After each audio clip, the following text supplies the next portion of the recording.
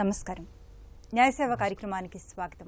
ఇవాళ మన అంశం హిందూ వివాహ చట్టాలు న్యాయ సహాయం. ఈ అంశంపై సలహాలు సూచనలు అందించడానికి మనతో పాటు ఉన్నారు 1వ senior civil judge city civil court Hyderabad C Suresh గారు, అలాగే న్యాయవాది వీరం శ్యామ్ గారు. వారిచ్చే విలువైన సలహాలు సూచనలు స్వీకరిద్దాం. జడ్జి గారు, హిందూ వివాహానికి సంబంధించి ఎలాంటి చట్టాలు అమల్లో ఉన్నాయి? హిందూ వివాహానికి సంబంధించి ఇంపార్టెంట్ చట్టాలు ఒక 4 ఉన్నాయండి. హిందూ మ్యారేజ్ యాక్ట్ 1955 ఒకటి, Hindu adoption and maintenance act 1956, మరియు హిందూ సక్సెషన్ యాక్ట్ 1956, మరియు Hindu minority and guardianship act 1956. ఈ 4 ముఖ్యమైన చట్టాలుగా చెప్పవచ్చండి. ఓకే. అలాగే 1955 చట్టం ప్రకారం దంపతులకు ఎలాంటి రక్షణ లభిస్తుంది? ఇందులో దంపతులకు హక్కులు ఏముంటాయంటే, ఒకటేమో స్పౌసు భార్య కానీ భర్త కానీ తన స్పౌస్ నుంచి దూరంగా ఉన్నట్టయితే వారిని మళ్ళీ restriction of consumer rights petition వేసేసి కాపురానికి పిలుచుకునే హక్కు ఉంటుంది. అలాగే డైవర్స్ విడాకులు కావాలనుకుంటే కొన్ని సందర్భాల్లో విడాకులు కోరే హక్కు ఉంటుంది. అలాగే ఇద్దరు కలిసి కూడా మ్యూచువల్ కన్సెంట్ ప్రకారం ఇద్దరు సమ్మతితోనే డైవర్స్ అడిగే హక్కు ఉంటుంది. అలాగే మెయింటెనెన్స్ కూడా హక్కు ఉంటుంది. ఇరు పక్షాలకు అవతల పక్షం వారు సంపద పరులైనట్టయితే వీరికి ఆ కెపాసిటీ లేకపోతే మెయింటెనెన్స్ కూడా అడిగే హక్కు ఉంటుంది. ప్రాపర్టీ హక్కులు ఉంటాయి. అలాగే పిల్లలకు సంబంధించి కస్టడీ హక్కులు కూడా ఉంటాయండి. ఓకే. అలాగే ఇప్పుడు మీరు 1956 యాక్ట్ కూడా చెప్పారు. ఆ యాక్ట్ ఏం చెప్తుందండి? 1956 అడాప్షన్ అండ్ మెయింటెనెన్స్ యాక్ట్ ప్రకారం పిల్లల దత్తత వాటికి సంబంధించింది, మరియు అందులో పిల్లలకు మెయింటెనెన్స్ సంబంధించి చెప్తుందండి ముఖ్యంగా. ఓకే. లాయర్ గారు, అలానే 498A ఈ చట్టం గురించి చెప్పండి. ఇప్పుడు 498 ఐపీసీ బిఎన్ఎస్గా చేంజ్ అయిందండి. కొత్త చట్టాల ప్రకారం సెక్షన్ 85 కింద చేంజ్ అయింది. దాంట్లో ఏంటంటే cruelty by husband and husband భర్త కానీ భర్త వాళ్ళ రిలేటివ్స్ ఎవరైనా వాళ్ళు క్రుయాలిటీ మానసికంగా శారీరకంగా ఆమెను హరాస్మెంట్ చేస్తే తను తన లెక్క దగ్గరలో ఉన్నటువంటి పోలీస్ స్టేషన్కి వెళ్ళి కంప్లైంట్ ఇవ్వచ్చు వాళ్ళ కుటుంబ సభ్యుల పైన. అది క్రుయాలిటీ కోర్టు వారు దాని మీద విచారణ చేసి దానికి రిజల్ట్ అనేది ఇస్తారండి. ఓకే. ఒక కాల్ తీసుకుందాం అండి. హలో నిర్మల్ గారు, నమస్తే అండి. నమస్తే అండి, చెప్పండి. మా అన్నయ్య గారికి వదిన గారికి గొడవ వచ్చండి. మా అన్నయ్య గారిని బయటికి పంపించేశారండి. ఓకే. అయితే విడాకులు ఏమన్నా ఇవ్వట్లేదండి. ఎంతమంది ఎన్నిసార్లు సర్ది చెప్పినా సరే నాకు వద్దు అని చెప్తుందండి. అంటే మీ అన్నయ్య గారిని చెప్పండి. హలో హలో, పెళ్ళి ఎన్ని సంవత్సరాలు అయిందమ్మా? సుమారు 17 సంవత్సరాలు అవుతుందండి. పిల్లలున్నారా? హలో, పిల్లలున్నారా అండి? ఫస్ట్ పెళ్ళయ్యాక 1 సంవత్సరానికి ఒక బాబు పుట్టాడండి. ఓకే. బాబు పుట్టే ఆ బాబు 3వ సంవత్సరం వచ్చినప్పుడు మరి ఎలా చనిపోయాడనండి, చనిపోయాడని చెప్పారండి మా అమ్మగారు వాళ్ళకి ఫోన్ చేసి. ఓకే. మా అన్నయ్య ఏమో లారీ డ్రైవర్ అండి, డ్యూటీకి వెళ్ళాడు. ఇంటికి వచ్చాక అడిగితే నేను నిద్రపోయాను, ఆ నీళ్ళ తోటలో పడి చనిపోయాడని చెప్పిందండి. ఓకే. 17 సంవత్సరాలు అయిందంటున్నారు కదమ్మా పెళ్ళయి? 17 సంవత్సరాలు అయిందా పెళ్ళయి? అవునండి. ఓకే. ఇప్పుడు ఇంట్లోంచి గెంటేశారు అంటున్నారు, అంటే మీ అన్నయ్య గారిది కాదా ఇల్లు? మా అన్నయ్య గారిదేనండి. మీరు కరెక్ట్ గా చెప్పాలి ఏదైనా సరే. అర్థం కావట్లేదండి వాయిస్. మీరు కరెక్ట్ గా చెప్పండి, మీ సమస్య ఏంటో కరెక్ట్ గా చెప్పండి, ఎక్స్ప్లెయిన్ చేయండి, నాకు వినిపిస్తోంది. హలో, ఇప్పుడు విడాకులు ఎవరు కోరుకుంటున్నారు? మీ అన్నయ్య గారు కోరుకుంటున్నారా, వాళ్ళ భార్య గారు కోరుకుంటున్నారా? పగువ అయ్యి బయటికి పంపించేసిందంటండి. పగువ అయ్యి బయటికి పంపించేస్తే మా అమ్మగారు ఇంటికి వచ్చాడండి. మేము వెళ్ళామండి సర్ది చెప్పడానికి. ఓకే. సర్ది చెప్పడానికి వెళ్తే అసలు మమ్మల్ని కూడా నాన్న మాటలని పంపించేసిందండి. తర్వాత ఆ ఊర్లో పెద్దలు గాని పక్కన వాళ్ళు గాని అందరూ సర్ది చెప్పడానికి చూశారండి. అంటే దేనికి కూడా ఆవిడ అంగీకరించట్లా. నాకు అసలు ఆయన వద్దు అని అంటే ఇంకా పెద్ద మనుషులు అన్నారని మరి వద్దంటున్నావు కదమ్మా మరి విడాకులు ఇచ్చేసానని చెప్పారండి. చెప్తే విడాకులు ఇవ్వట్లేదండి. స్టేషన్ లో కేసు పెట్టారండి. స్టేషన్ లో కేసు పెడితే మేము స్టేషన్ కి వెళ్ళామండి. వెళ్ళి ఎస్ఐ గారికి మొత్తం అంతా చెప్పామండి. చెప్తే ఇంకా అలాంటి ఆవిడ నీకెందుకు అయ్యా నువ్వు ఎంత కష్టపడ్డావు. ఓకే, అర్థమైందమ్మా, అర్థమైంది. జడ్జి గారు చెప్తారు, వినండి. సెక్షన్ 13 హిందూ మ్యారేజ్ యాక్ట్ 1955 ప్రకారం మీ అన్నయ్య గారు పిటిషన్ వేసుకోవచ్చు. అందులో 5-6 రకాల గ్రౌండ్స్ ఉంటాయి.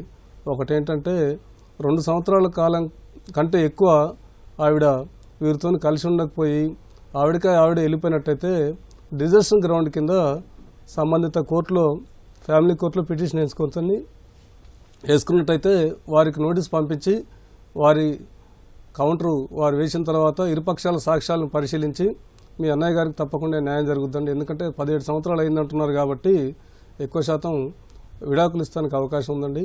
మంచి గ్రౌండ్స్ ఉన్నాయి. తప్పకుండా సంబంధిత కోర్టు వారిని ఆశ్రయిస్తే న్యాయం జరుగుతుందండి. చిన్న డౌట్ సార్. చెప్పండి అమ్మా. అది అప్లై చేయడానికి ప్రూఫ్లు కావాలంట సార్. మ్యారేజ్ సర్టిఫికేట్ గానీ పెళ్లి ఫోటో గానీ. అంటే లాయర్ గారిని మేము సంప్రదించామండి. సంప్రదిస్తే ఏదో ప్రూఫ్ కావాలమ్మా అని చెప్పి అడిగారు సార్. ఆవిడ ప్రూఫ్లన్నీ ఆవిడ దగ్గరే ఉన్నాయి సార్. మా అమ్మాయి ఆధార్ కార్డు, డ్రైవింగ్ లైసెన్స్ సమస్తం సార్ మొత్తం ఆవిడ దగ్గరే పెట్టుకుంది. ఒక ఫోటో ఏమన్నా ఎస్ఐ గారు కూడా చెప్పారు సార్. ఎస్ఐ గారు చెప్పినా సరే ఆ ఫోటో గానీ లేవు, మొత్తం పోయినాయి, కథలు పట్టేసినాయి అని చెప్తుంది సార్. అది ఫోటో లేకున్నప్పటికీ ఆధార్ కార్డులు అయితే జిరాక్స్ తీసుకోవచ్చు, అలాగే ఓటర్ ఐడెంటిటీ కార్డు తీసుకోవచ్చు, లేకపోతే రేషన్ కార్డు తీసుకోవచ్చు. సంబంధిత రెవెన్యూ అధికారుల దగ్గరికి వెళ్ళినట్టయితే రెవెన్యూ రికార్డులను పరిశీలించి సర్టిఫికేట్ ఇస్తారమ్మా. దాన్ని బేస్ చేసుకున్నాడు మీరు వేయచ్చు. ఇంకా పెళ్లి జరిగినప్పుడు పెద్దలు ఉంటారు కదండి, అటువైపు వారు ఇటువైపు వారు సాక్ష్యానికి, వాళ్ళ సాక్ష్యం కూడా తీసుకోవచ్చు కదా? వాళ్ళ సాక్ష్యం కూడా తీసుకోవచ్చు. ఓకే, మరి కాల్ తీసుకుందాం అండి. హనుమాన్ జంక్షన్ నుంచి పాపారావు గారు. హలో. హలో, నమస్తే అండి, చెప్పండి. నమస్తే అండి. మా పాపకి 2016 ఏప్రిల్ 1 పెళ్లి చేశాను. ఓకే. పెళ్లి చేసిన కాడి నుంచి కొద్దిగా గొడవలుగానే. అయితే 3 సంవత్సరాల క్రితం ఇంట్లో బాగా గొడవ చేయించి మా అమ్మాయిని పంపించేశారు. ఓకే. అమ్మాయిని పంపించేస్తే మేము మా ఇంటికి తీసుకొచ్చామండి. అక్కడ కేసు పెట్టామండి విజయవాడ భవాన్ని పంపించాము. ఏ కేసు పెట్టారండి? అదేనండి, గొడవలు చేస్తున్నారు. మమ్మల్ని ఇంట్లో పెట్టి మా తాతని బంధించి చాలా అరెస్ట్ చేశారు. అది అక్కడ పెట్టాము. జనసం ఎక్కడ విజయవాడలో పెట్టాము. విజయవాడలో పెడితే ఆయన క్యాకేజ్ ఇచ్చారు. క్యాకేజ్ ఇచ్చి ఇలా రేటు ఏంటని చెప్పని అడిగారు. నా పద్ధతి ఇచ్చారని చెప్పారన్నాడు. వాళ్ళు ఏమని చెప్పారంటే అతను బిహేవియర్ ని బట్టి 2 సంవత్సరాలు ఈ అమ్మాయి ఉందంటే కొద్దిగా అతన్ని తట్టుకోవడం అంటే వాళ్ళ అనుభవం పూర్వకంగా చెప్తారు కదా. చెప్పి మీరు ఎక్కడ కాదు కేసు పెట్టాల్సింది హనుమాన్ జంక్షన్ లో పెట్టండి, ఇక్కడికి వస్తే సర్వాగా వెళ్తా ఉంటాడు అతను అని చెప్తానంటే మేము అక్కడ కేసు పెట్టాము. ఇక్కడ కేసు పెట్టాం హనుమాన్ జంక్షన్ లో. ఎందుకంటే వెంటనే పెట్టలేదండి. గొడవ జరిగింది, తప్పు అయిపోయింది, మాది అని చెప్పని అతను ఇంటికి వచ్చి ఒప్పుకున్నాడండి. ఒప్పుకుంటే సరే అమ్మాయిని తీసుకెళ్ళమని చెప్పాను. తీసుకెళ్ళమంటే వాళ్ళ చెల్లి అమెరికా వెళ్లే వరకు ప్లాన్ చేసుకున్నాడండి. అమెరికా వెళ్ళిన తర్వాత మార్చేసాడండి. నేను తీసుకెళ్ళను, ఏం చేసుకుంటారో చేసుకోండి, పోలీసు కేసు పెట్టుకుంటారో కేసు పెట్టుకోండి, కోర్టులు చేసుకుంటారో చేసుకోండి, నాకు వచ్చిన ఇబ్బంది ఏం లేదు అని చెప్పని మాట మార్చేసి మొత్తం వాళ్ళ అమ్మ, సిస్టర్, ఫాదర్ అండి, నేను వాళ్ళ అమ్మ అండి, నేను పిల్లలు ఇతను ఒప్పుకున్నా ఆమె ఒప్పుకోవట్లేదు. సరే అని చెప్పి మేము 498 కేసులు ఉంటాయి కదా, అది పెట్టాను. పెట్టిన తర్వాత పోలీసులు స్టేషన్కి వచ్చాడు, కౌన్సిలింగ్ ఇచ్చారండి ఆయనకి. అయినా సరే మారలేదు. కేసు వేసాం మేడం మామూలుగా కోర్టులో. వేస్తే ఎంత మటుకు మాకు భరణం గాని అంటే అతన్ని మాకు భరణం అదే అడిగే కన్నా మా పాపం శాతం తీసుకెళ్ళమంటే మేము తీసుకెళ్ళమని చెప్పాను. పిల్లలు ఉన్నారా అండి? ఒక బాబు ఉన్నాడండి. బాబు ఎక్కడున్నాడు ఇప్పుడు? మా దగ్గరే ఉన్నాడు. బాబు కూడా నా దగ్గరే ఉన్నాడండి. బాబుకి ఎన్ని సంవత్సరాలు? బాబు 5 years అండి. మొన్న అండి. ఓకే. విడాకులు అయితే ఇవ్వను అంటున్నారు, అంతే కదండి? విడాకులు అయితే ఇవ్వను అంటున్నారు. మా పాప ఏమంటుంది, నేను అతని దగ్గరికి వెళ్తానంటే అతను ఒప్పుకోవట్లేదు. ఓకే, అదే అంటున్నా అండి, విడాకులు ఇవ్వనంటున్నారు అతను. అతనేమో విడాకులు ట్రై చేసుకుంటున్నాడు. అతను వేరే చోట జాబ్ చేసుకుంటాడండి. పర్ మంత్ 4 lakhs సాలరీ అండి అని ఆయనే చెప్పాడు. లాయర్ గారు చెప్తున్నారు. సార్ చూడండి సార్, మీరు అక్కడ లోకల్లో మీకు మీ జిల్లాకు సంబంధించిన ఫ్యామిలీ కోర్ట్ ఒకటి ఉంటుంది. అక్కడికి వెళ్ళి మీరు సెక్షన్ 9 ద్వారా హిందూ మ్యారేజ్ చట్టం ప్రకారం సెక్షన్ 9 ద్వారా రెస్టిట్యూషన్ ఆఫ్ కాంజుగల్ రైట్స్ అంటే మీ అమ్మాయి మీ అల్లుడిని మీ అమ్మాయిని కలపడానికి ఒక రెస్టిట్యూషన్ ఆఫ్ కాంజుగల్ రైట్స్ అనే పిటిషన్ వేసుకోవచ్చు సెక్షన్ 9 ద్వారా.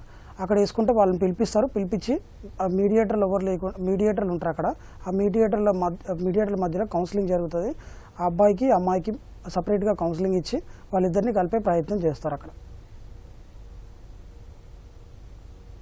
మరో కాల్ తీసుకుందాం అండి. చిత్తూరు నుంచి జ్ఞాన్ ప్రకాష్ గారు. హలో. హలో, నమస్తే అండి, చెప్పండి. నమస్తే మేడం. చెప్పండి మేడం, సమస్య చెప్పచ్చా మేడం? చెప్పండి మేడం, మా బాబుకు పెళ్లి 8 years అయింది మేడం. ఓకే. ఒక 3 months దాకా బాగున్నారు మేడం. తర్వాత వాళ్ళు బెంగళూరులో జాబ్ చేసుకుని కాపురం పెట్టించాము. తర్వాత ప్రెగ్నెన్సీ అయినారు, ఒక కొడుకు పుట్టాడు. ఓకే. పుట్టిన తర్వాత ఆమె కొద్దిగా యాటిట్యూడ్ బాగా చేంజ్ అవుతుంది చూస్తే కొద్ది రోజుల తర్వాత మేమే అన్ని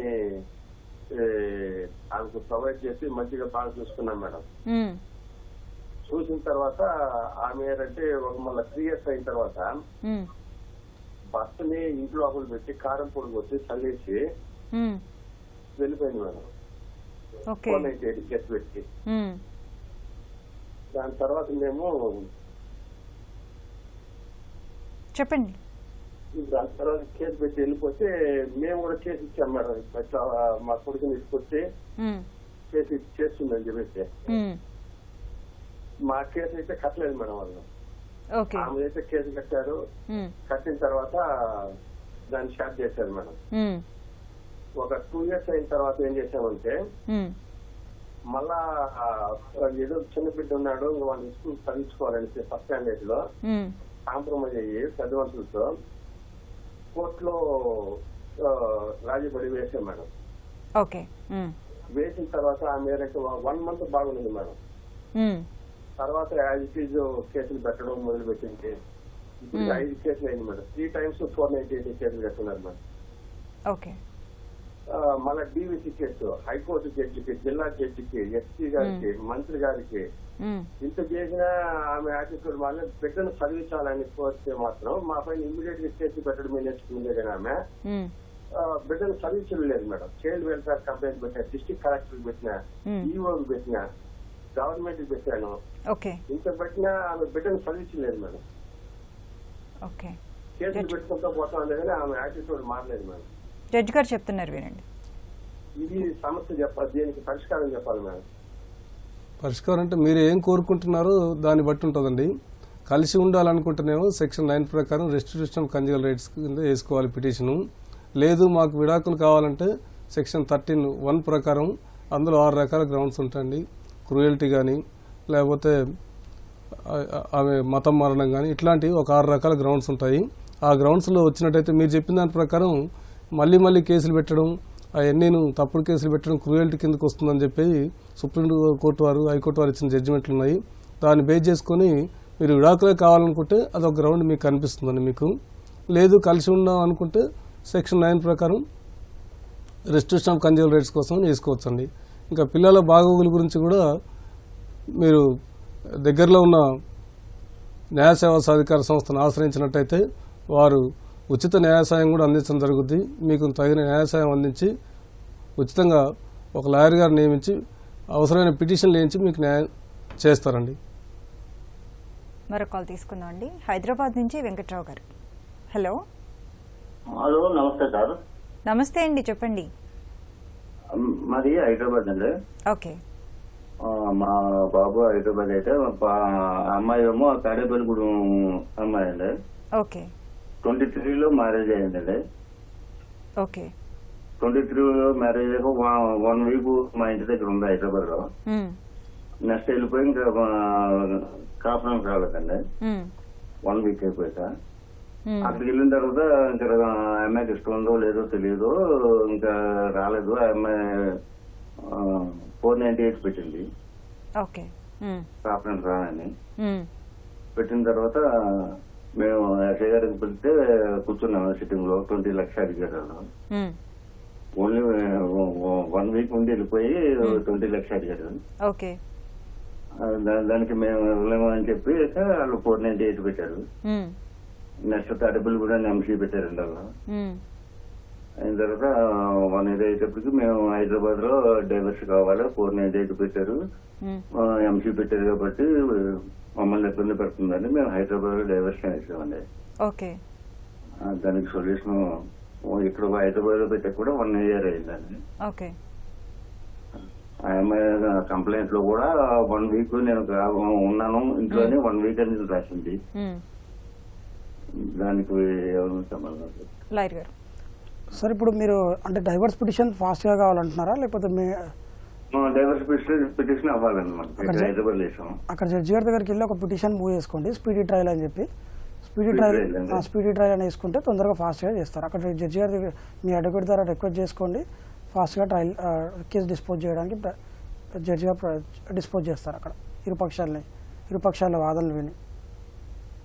ఇంకొక చెప్పారు ఆయన ఒక 1 వీకే ఉన్నారు, 20 lakhs డిమాండ్ చేస్తున్నారు అని చెప్పారు. అవును మేడం, అది ఇప్పుడు ట్రయల్ నడుస్తుంది కదా మేడం. అక్కడ ట్రయల్ లోయర్ కోర్టులో ట్రయల్ స్పీడీ ట్రయల్ చేస్తే అక్కడ నిజాలన్నీ బయటకు వస్తాయి. ఓకే. అక్కడ ట్రయల్ లీడ్ అవుతుంది. ఓకే. నర్సీపట్నం నుంచి కిరణ్ గారు. హలో హలో కిరణ్ గారు నమస్తే అండి, చెప్పండి. ఇప్పుడు మేము ప్రాబ్లము ఒక ఎస్టీఎంఐని ఫిల్ చేస్తున్నామమ్మా. మరొకసారి చెప్పండి. మేము ప్రాబ్లము ఎస్టీఎంఐని మ్యారేజ్ చేస్తున్నాం. ఎస్టీ అమ్మాయిని. ST tribal. Okay, tribal. Okay. ఇప్పుడు ఏంటంటే మన వాళ్ళు ఏంటంటే ఇప్పుడు అమ్మాయిని చేసుకున్న తర్వాత మనల్ని యాక్సెప్ట్ చేయట్లే. ఎందుకంటే కులం తక్కువ ఇది అంటారు కదా. సో అసలు మేము అప్పుడు మన పిల్లలు పడతారు, వాళ్ళు కూడా ఎవరు యాక్సెప్ట్ చేయరు. అసలు దీని సమస్యకి పరిష్కారం ఏంటి అసలు? లవ్ మ్యారేజా అండి, అరేంజ్డ్ మ్యారేజా? లేదమ్మా, love marriage. Okay. Love marriage అయినప్పుడు ఇంక ఇవన్నీ ఆలోచించారు కదండి. ఏంటంటే అసలు నాకున్న నాలెడ్జ్ ప్రకారం ఏంటంటే కులవస్తన మనకి సంబంధం లేదు, ఎవరైనా ఒకటైనా విషయంలో చేస్తున్నాం. బట్ ఏంటంటే అదే మనకి పిల్లలకి ఆటంకం కలుగుతుంది. అది ఎలాగా? మీ అబ్బాయి కదండి? ఏదన్నమ్మా? మీ అబ్బాయి కదా? నేనే చేసుకున్నాను. మీరే చేసుకున్నారా? నా గురించి నేనే చేస్తున్నాను. ఓకే. లాయర్ గారు సార్ ఇప్పుడు అంటే పిల్లలకి స్పెషల్ మ్యారేజ్ యాక్ట్ కింద మీ మ్యారేజ్ ఏదైతే ఉందో అది స్పెషల్ మ్యారేజ్ యాక్ట్ కింద కన్సిడర్ చేస్తారు. పిల్లలు ఏదైతే కష్టం మీరు ఇప్పుడు ఫాలో అవుతున్నారో ఆ కష్టం ప్రకారము మీరు పిల్లలకు ఆ హక్కు అనేది ఉంటుంది సార్. ఇంకొకటి లాయర్ గారు, పెళ్లి చేసుకోకముందు ఈయనే కాబట్టి పెళ్లి చేసుకోకముందు ఇవన్నీ ఆలోచించాలి కదండి. ఒకసారి పెళ్ళయ్యాక మళ్ళీ ఇలా ఆలోచించడం వాళ్ళు ఇప్పుడు ఏదైతే ఇప్పుడు ఏంటంటే తల్లి వారసత్వం లేకపోతే తండ్రి వారసత్వం అనేది కాకుండా వాళ్ళకి ఎలాగైనా ఏ వారసత్వం అనేది తీసుకున్న హక్కు అనేది ఉండాలి కదా. అవును. వాళ్ళు యాక్సెప్ట్ అయిపోయి వీళ్ళు యాక్సెప్ట్ అయిపోయి అంటే మా గురించి వదిలేమ్మా, పిల్లల కన్నా తల్లి అన్నా రావాలి, తండ్రి అన్నదన్నా రావాలి కదా. అది ఏమీ లేకుండా తండ్రిదే వస్తుంది కదండి లాయర్ గారు, ఎవరిది వస్తుంది? పడతారు. ఏదో ఒకటి వెళ్ళారనుకో ఎవరో ఒకళ్ళు సాగుతారు కదా. పరిస్థితి చాలా కేసుల్లో నడుస్తుంది. ఇది దీనికి కరెక్ట్ అయిన పరిష్కారం చెప్పండి. చాలా మంది చూసినా నేను ఫేస్ చేస్తున్నాను. అది కిరణ్ గారు వినండి చెప్తాను. ఒకటి పిల్లలు మేజర్ అయిన తర్వాత అయితే మాత్రం వాళ్ళు సొంతంగా నిర్ణయం తీసుకున్నటువంటి అధికారం వాళ్ళకు ఉంటుంది. ఏ కష్టం ఫాలో కావాలి, ఏ రిలీజన్ ఫాలో కావాలి అనేది వాళ్ళ అధికారం. అది భారత రాజ్యాంగం ఇచ్చినటువంటి హక్కు. మైనర్లుగా ఉన్నప్పుడు ఏదైతే ఫాదర్ ఉంటారో వాళ్ళ రిలీజన్ వాళ్ళు ఫాలో కావచ్చు. మీరు ఏదైతే మీరు మ్యూచువల్గా అనుకొని అసలు అంటే ఎవరినైనా పెళ్లి చేసుకోవాలి అని అనుకున్నారు కాబట్టి ఆ పెళ్లి మీరు పెళ్లి చేసుకున్నారు. మీది ఏదైతే రిలీజన్ ఫాలో అవుతున్నారో ఆ పిల్లలకి అదే రిలీజన్ ఇప్పుడు వర్తిస్తుంది. మీరు ఏదైతే రిలీజన్ ఇప్పుడు ఫాలో అవుతున్నారో, మీరు ఏదైతే సాంప్రదాయాలు ఇప్పుడు ఏదైతే ఫాలో అవుతున్నారో ఆ సాంప్రదాయాలు పిల్లలకు వర్తిస్తాయి. అంటే తల్లికి సంబంధించిన రావంటారా? తల్లికి సంబంధించినవి రావండి, ఫాదర్ సంబంధించినవి వస్తాయి. అసలు అది ఎలా సార్? అది ఈ విధంగా ఉంటే కనుక మన దాంట్లో ఉన్న కుల వ్యవస్థ అనేది ఎలా నాశనం అవుతుంది చెప్పండి. మేము ఏదో మనం ఏంటంటే కుల వ్యవస్థని మనం ఛాలెంజ్ చేసుకుంటూ మనం చేస్తున్నాం. మా లాంటి వాళ్ళకి సపోర్ట్ చేయకపోతే ఎలాగా? ఇది లేదు సార్. ఇప్పుడు పిల్లల వయసు ఎంత సార్? దాంట్లో ఉన్న వ్యవస్థనే మనం ఒక మీ పిల్లల వయసు ఎంత అండి? అలాంటి వాళ్ళు మా పిల్లలకండి ఇప్పుడు ప్రెసెంట్ 5 years అండి. ఓకే సార్ ఇప్పుడు మీకు అట్లా మేము ఏదో చేద్దామని చూస్తున్నాం. అప్పుడు దాన్ని మీరు అట్లా చేయాలనుకుంటే సార్ ఒక రాజ్యాంగం దాన్ని జడ్జెస్ దాన్ని ఇది చేయకపోవడం తప్ప దాన్ని జడ్జిలు చేయకూడదు కదా సార్ ఒక పని చేయొచ్చు మీరు. దాంట్లో ఉన్నది మెయిన్ ఏంటంటే కుల వ్యవస్థ అనేది బాగా పాతుకుపోయింది. కిరణ్ గారు అసలు ఇందులో ప్రాబ్లం ఏంటి అసలు? చూస్తుంటే సార్ మనకి కిరణ్ గారు ఒకసారి వింటారా అండి? సార్ మీరు కిరణ్ మంచి గారు కాల్ వినండి. సార్ మీరు మంచి కాల్ తీసుకున్నారు. దాని మీద మీరు ఫైట్ చేయాలంటే ఒక రిట్ పిటిషన్ వేసుకోండి. హైకోర్టుకి వెళ్ళి ఒక రిట్ పిటిషన్ వేయండి. ఆ రిట్ పిటిషన్ వేస్తే దాంట్లో హైకోర్టు వారు ఉన్నతమైన హైకోర్టు వారు వాళ్ళు కాన్స్టిట్యూషన్ దాంట్లో ఒక రిట్ తీసుకొని దాంట్లో ఆ చట్టం మీద మీరు ఏదైతే చెప్తున్నారో దాని మీదే కన్సిడర్ చేస్తారు. కాన్స్టిట్యూషన్ బెంచ్ కాబట్టి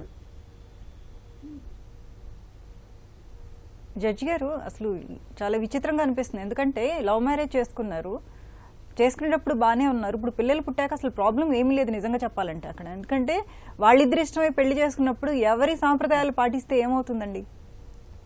రీసెంట్గా వచ్చిన జడ్జిమెంట్ ప్రకారం ఏంటంటే అతనైతే బాబు కానీ పాప కానీ ఏ పరిస్థితిలో ఏ సాంప్రదాయం ప్రకారం అతను పెరుగుతున్నాడో వారికి సంబంధించిన చట్టాలు వర్తిస్తాయని వచ్చిందమ్మా.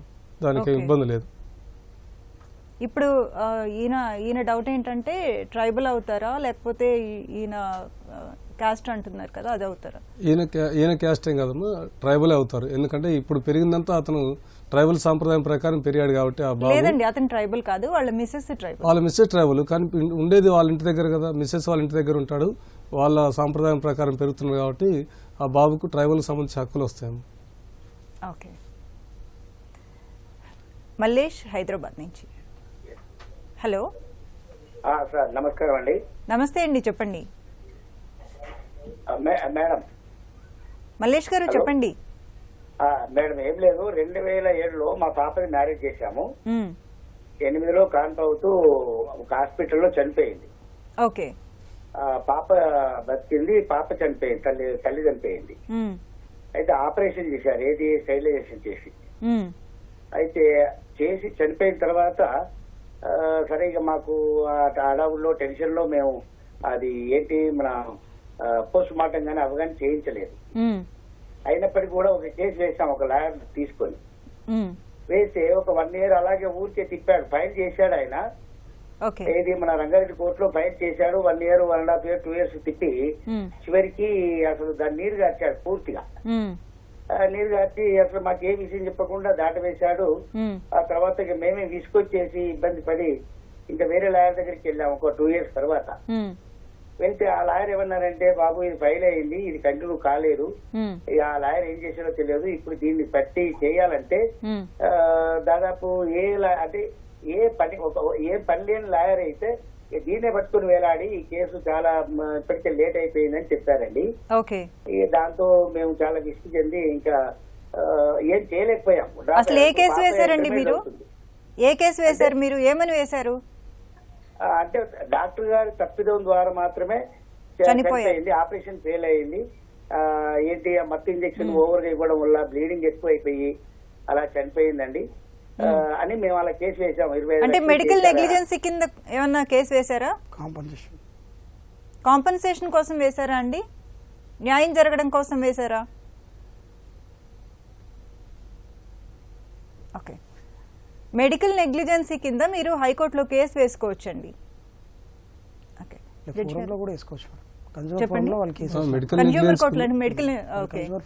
సేవాలోపం కింద. ఇప్పుడు ఇంకా ఆయన ఇంకో ప్రాబ్లం ఏంటంటే ఇప్పుడు ఆ లాయర్ ఇది మళ్ళీ వేరే అడ్వకేట్ ని పెట్టుకోవచ్చు, మళ్ళీ కొత్తగా వేసుకోవచ్చు అంటారు. డిస్పోజ్ కాకపోతే వారు అడిగే రిలీఫ్ ఏం కావాలనే దాన్ని బట్టి ఉంటుందండి. వారు కనుక క్రిమినల్ కేసే కావాలంటే అందులో సుప్రీంకోర్టు జడ్జిమెంట్ ప్రకారం ఆ ఏ స్పెషలైజ్డ్ డాక్టర్ తప్పు వల్ల జరిగిందో డిస్ట్రిక్ట్ హెడ్ క్వార్టర్స్లో ఉన్న ఆ స్పెషలిస్ట్ డాక్టర్ హెడ్ క్వార్టర్స్లో ఉన్న డాక్టర్ గారు సర్టిఫై చేసి నిజమే ఇది ఇతని నెగ్లిజెన్స్ ఉందని అన్నప్పుడు మాత్రం క్రిమినల్ కేసు కట్టాలని చెప్పడం జరిగిందండి. అది క్రిమినల్ కేసు సంబంధించి. వేరే కాంపెన్సేషన్ గురించి కావాలంటే వారు వేసుకోవచ్చు. లాయర్ గారు చెప్పినట్టు కన్జ్యూమర్ ఫోరంకి వెళ్ళొచ్చు. ఓకే. అలాగే జడ్జి గారు, దంపతులు విడాకులు తీసుకోవాలంటే ప్రొసీజర్ ఏంటి? అలాగే మ్యూచువల్ అండర్స్టాండ్లో తీసుకోవాలంటే ఎలాంటి ప్రొసీజర్ ఉంటుంది? దంపతులు విడాకులు ఎవరైనా ఒక ఇండివిజువల్గా అదర్ స్పౌస్ మీద విడాకులు తీసుకోవాలంటే 6 రకాల గ్రౌండ్స్ ఉంటాయండి. ఇంకోటి ఇద్దరు కలిసి మ్యూచువల్గా డైవర్స్ తీసుకోవాలంటే వారిద్దరూ పెళ్ళైన తర్వాత కొంతకాలం కాపురం ఉన్న తర్వాత ఎప్పుడైతే విడిపోయారో విడిపోయిన దగ్గర నుంచి కనీసం 1 సంవత్సరం ఆగాలండి. ఆ తర్వాత మాత్రమే మ్యూచువల్ కన్సెంట్ కింద ఈ పిటిషన్ వేసుకోవడానికి అర్హులు. ఓకే ఓకే మ్యూచువల్ అండర్స్టాండ్ కాకుండా గొడవలు పడి విడిపోదాం అనుకుంటున్నప్పుడు పెళ్ళైన తర్వాత 1 సంవత్సరం ఆగాలండి కనీసం. పెళ్ళైన తర్వాత 1 year తర్వాతనే 13(1) కింద వేసుకోవడానికి అవకాశం ఉంటుంది. 13B కింద మ్యూచువల్ అంటే మాత్రం వారిద్దరు విడిపోయి అప్పటికి 1 సంవత్సరం దాటి ఉండాలి.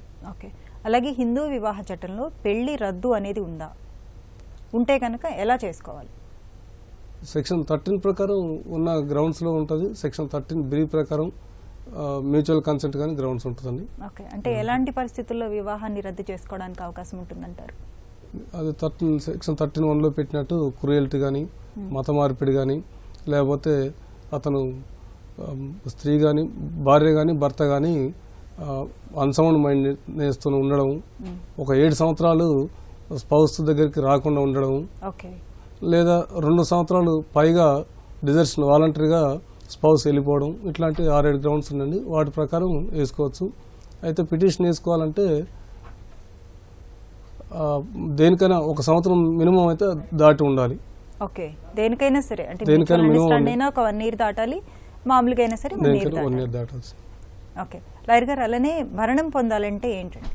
125 CRPCకి మామూలుగా భరణానికి లేకపోతే 498 వేసుకున్నప్పుడు భరణానికి ఏమైనా తేడా ఉందంటారా? 498లో భరణం అనేది ఉండదండి. 498లో cruelty by husband and relatives అందులో భరణం పొందడానికి ఆ చట్టం ప్రకారం. డొమెస్టిక్ వైలెన్స్ లో మనం డొమెస్టిక్ వైలెన్స్ అనే ఒక చట్టం ఉంది. ప్లస్ ఇప్పుడు హిందూ మ్యారేజ్ యాక్ట్ కింద సెక్షన్ 24-25 కింద మనం ఈ చట్టం ద్వారా కూడా మనం మెయింటెనెన్స్ అడగవచ్చు. సిఆర్పిసి ఇప్పుడు బిఎన్ఎస్ ఉంది, బిఎన్ఎస్ ద్వారా కూడా మనం మెయింటెనెన్స్ అడగవచ్చు. అప్పుడు డొమెస్టిక్ వైలెన్స్ కింద వేసినప్పుడు భరణం పొందొచ్చు అన్నారు కదా, సో 125 CRPC కింద పొందొచ్చు, 2 విధాలుగా పొందొచ్చు అంటారా లేదా ఒకటి సరిపోతుంది అంటారా? అంటే 2 విధాలుగా పిటిషన్లు అయితే వేసుకోవచ్చు. ఒకవేళ మెయింటెనెన్స్ పిటిషన్ అలా అయితే ముందు అలా అయితే మన అక్కడ డీవీసీకి ఎవరైతే అపోనెంట్ పార్టీ ఉంటారో వాళ్ళు అక్కడ డీవీసీలో చెప్పుకుంటే అక్కడ భరణం తక్కువ ఇచ్చే అవకాశం ఉంటుంది. అవన్నీ కన్సిడర్ చేసి వాళ్ళు ఏదైతే బేస్డ్ అపాన్ వాళ్ళ ఖర్చులు బట్టి దాన్ని బట్టి వాళ్ళ నీడ్స్ బట్టి మెయింటెనెన్స్ ఇస్తారు అక్కడ జడ్జి గారు. ఓకే మరో కాల్ తీసుకుందాం అండి. హైదరాబాద్ నుంచి వర్మ గారు. హలో వర్మ గారు నమస్తే అండి, చెప్పండి. మాట్లాడండి సార్. చెప్పండి సార్. నమస్తే సార్, చెప్పండి. హలో సార్ నమస్తే సార్, చెప్పండి. సార్ నమస్తే సార్. సార్ ఏం లేదు సార్, అది నాకు పెళ్ళయి ఒక 6 years అయింది సార్. సార్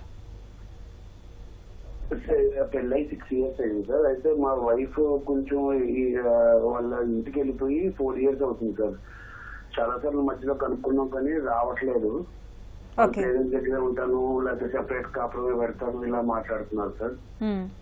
సో డైవర్స్ తీసుకోవడానికి ఏమో డైవర్స్ ఇవ్వట్లేదు సార్. నాకు ఒక పిల్లోడు ఉన్నాడు. సో అది అట్లా ఎలా చెయ్యొచ్చు అంటారు సార్? అంటే ఇటు డైవర్స్ ఇవ్వట్లేదు, ఇటు ఇంటికి రావట్లేదు. బాబు ఎవరి దగ్గర ఉన్నాడండి? ఆవిడ దగ్గరే ఉన్నారు మేడం. ఓకే ఆవిడ ఏమంటారు మీరు మాట్లాడితే? లేదు నేను రాను, నేను మీ పేరెంట్స్ తో కలిసి ఉన్నాను, నేను ఇప్పుడు రాను, నాకు ఇష్టం వచ్చినప్పుడు వస్తాను అట్లా మాట్లాడుతున్నారు. పేరెంట్స్ తో కలిసి ఉండను అంటున్నారా? అవును మేడం. ఓకే లాయర్ గారు. సార్ మీ దగ్గరలో ఉన్నటువంటి డిఎల్ఎస్ అనే డిస్ట్రిక్ట్ లీగల్ సర్వీస్ అని ఒకటి ఉంటుంది, అక్కడ న్యాయ సేవా సంస్థ అని ఒకటి ఉంటుంది, అక్కడికి వెళ్ళి అప్రోచ్ చేయండి. వాళ్ళు అక్కడ ఒక చిన్న పేపర్ పిటిషన్ ఒక కాపీ మీ కంప్లైంట్ కాపీ ఇస్తే అక్కడ నోటీస్ పంపిస్తారు. వాళ్ళకి నోటీస్ పంపించి అక్కడ నుంచి వాళ్ళు పిలిపించి కౌన్సిలింగ్ చేస్తారు. మీ చిన్న సమస్య కాబట్టి వాళ్ళు కౌన్సిలింగ్ చేసి మీ ఇద్దరి సమస్య పరిష్కరించేటటువంటి అవకాశం అక్కడ ఉందండి. జడ్జి గారు అలానే భార్య నుంచి భర్త భరణం పొందే అవకాశం ఉందంటారు? భరణానికి సంబంధించి maintenance case plus DVC act section 24 ప్రకారం హిందూ మ్యారేజ్ యాక్ట్ ప్రకారం మామూలు సందర్భాల్లో భార్యకు మాత్రమే హక్కు ఉంటుందండి. కానీ సెక్షన్ 24 హిందూ మ్యారేజ్ యాక్ట్ ప్రకారం ఈవెన్ భర్తకు కూడా భార్య నుంచి భరణం పొందే హక్కు ఉంటుంది. ప్రొవైడెడ్ దట్ ఆవిడ సంపాదించే కెపాసిటీ ఉండాలి, ఇతనికి సంపాదించలేని పరిస్థితులు ఉండాలి. ఆ సందర్భాల్లో ఈవెన్ భర్త కూడా భార్య నుంచి భరణం పొందవచ్చు. ఓకే సంపాదించలేని పరిస్థితులు అంటే అంటే వికలాంగులైనా అయి ఉండాలి, అట్లాంటి ఏదైనా వికలాంగులు అయి ఉండడం కానీ ఇంకో రకమైన మెంటల్ ఇన్కెపాసిటీ ఉండాలి. అది ఆవిడకు మాత్రం కెపాసిటీ ఉండాలి. అతన్ని ఒక్కొక్కసారి పోషించగలడు. చదువుకొని ఉండి భర్త కావాలని ఉద్యోగం చేయకుండా ఉన్నప్పుడు కూడా భరణం పొందే అవకాశం ఉంటుందంటారా? లేదండి, చట్ట ప్రకారం భర్త అనేవాడికి తప్పకుండా భార్యను, తల్లిదండ్రులను, పిల్లల్ని పోషించే బాధ్యత. అది భార్యకు కానీ, తల్లిదండ్రులకు కానీ, పిల్లలకు కానీ తండ్రి నుంచి, భర్త నుంచి, కొడుకు నుంచి భరణం పొందే హక్కు ఉంటుంది. ఇతను కెపాసిటీ ఉండి చేయకుండా నేనేం పని చేయను, నేనే మా ఆవిడ తెచ్చిన జీతంతో బతుకుతుంటే మాత్రం చట్టం ఒప్పుకోదు.